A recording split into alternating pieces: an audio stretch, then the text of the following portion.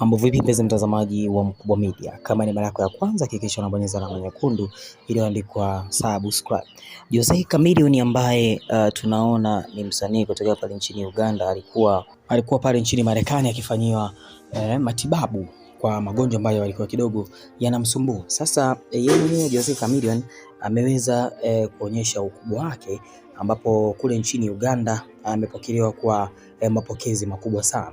Sasa tunaona video ikimwonyesha akiwa pamoja na bodaboda wakiwa wamezunguka gari yake, lakini pia kama unavyojua Jose Chameleone ni msanii mkubwa pale nchini Uganda.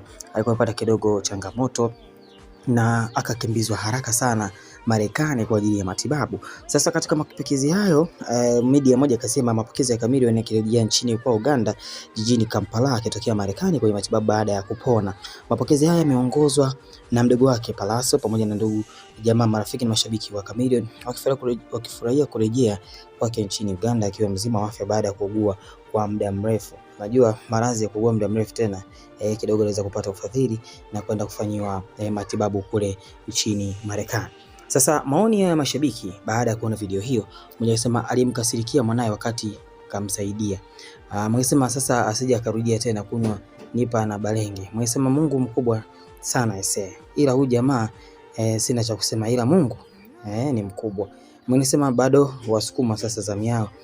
Mwisema guji la muziki master kabisa. Glad he is doing okay.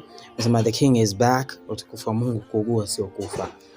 Unajua unaweza kaugua lakini ukikata tamaa ndo nakata moto, lakini huyu hakukata tamaa. Msema nataka jina la nyimbo, msanii wangu bora kabisa wa muda wote. Mwingine akasema kwamba Mungu ana nguvu mengi sana. Of course, dondosha maoni yako, hakikisha unabonyeza alama nyekundu ile ndio subscribe.